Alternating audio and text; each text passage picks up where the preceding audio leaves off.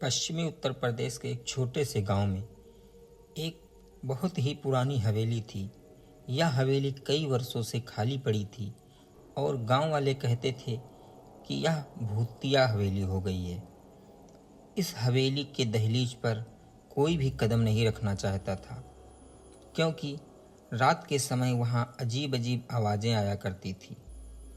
बुजुर्गों का मानना था कि हवेली के अंदर एक डायन निवास करती है, जो रात में गांव वालों को परेशान करती है। एक बार की बात है, गांव के एक युवक ने, जिसका नाम अजय था, हवेली के बारे में सुनी कहानियों को एक चुनौती मान लिया और उसने तय किया कि हवेली के अंदर एक रात वो जरूर बिताएगा और सबको दिखाएगा कि हवेली में कोई डायन नहीं। गांव वाले उसे बहुत समझाए, लेकिन वह नहीं माना और रात को हवेली में चला गया। हवेली के अंदर जाने के बाद अजय ने अपने चारों ओर अंधेरा देखा और एक खामोशी पाई। हवेली के पुराने फर्नीचर और धूल से भरे कोने उसे घबराहट का एहसास कराया। अजय अपने साथ लाया मोमबत्ती जलाई और एक कोने में बैठ गया। रात गहराने लगी। हवेली के भीतर अचानक ठंडी हवा आई। अजय इस हवेली की पुरानी बनावट का असर समझकर उस पर ध्यान नहीं दिया।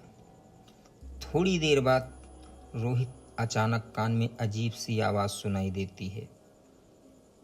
आवाज़ किसी के हंसने हंसाने की थी, लेकिन आवाज़ स्पष्ट नहीं थी। उसने चारों ओर देखा, लेकिन कुछ भी नहीं दिखाई दिया। तभी उसे एक ठंडी हवा का झोंका महसूस हुआ, जैसे किसी ने उसे छू लिया हो। उसका दिल तेजी से धड़कने लगा। फिर मोमबत्ती जलाया और देखा कि हवेली की दीवारों पर कुछ आकृतियां उभर आई हैं। वह आकृतियां एक महिला की तरह लग रही थी, जिसके लंबे बाल और चेहरे पर एक अजीब सी मुस्कान थी। अजय का दिल बुरी तरह से धड़कने लगा था। उसने अपनी आंखें बंद कर ली। जब उसने अपनी आंख खोली तो वह आकृति गायब हो चुकी थी, लेकिन वहाँ एक बहुत ही डरावनी महिला की हंसी सुनाई देने लगी। अजय ने डर के मारे हवेली के दरवाजे की ओर दौड़ते हुए गया और दरवाज़ा खोलने लगा, लेकिन दरवाज़ा नहीं खुला।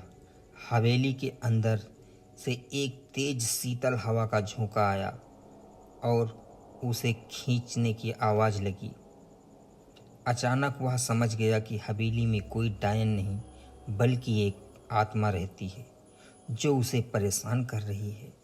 अगले ही पल हवेली की दीवार पर एक डायन की आकृति उभर आई और उसने बेखौफ हंसते हुए कहा, तुम्हें बाहर निकलने का कोई रास्ता नहीं मिलेगा।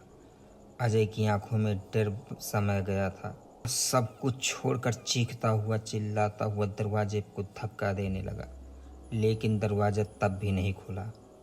आखिरकार रात काली सर्दी और आत्मा की खौफनाक हंसी के बीच फंस गया था। अगले दिन सुबह जब गांव वालों ने हवेली के अंदर जाकर देखा तो अजय वहां बेहोश पड़ा था।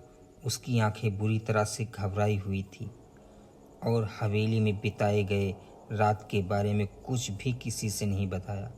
गांव वालों ने फिर से हवेली को बंद कर दिया और अजय अपने जीवन की डरावनी अनुभव को कभी नहीं भुलाया। आज तक हवेली को भूतिया माना जाता है। वहाँ रात बिताने में किसी की कोई हिम्मत नहीं पड़ती है। हवेली में रात के समय डायन की डरावनी हंसी आज भी सुनाई देती है।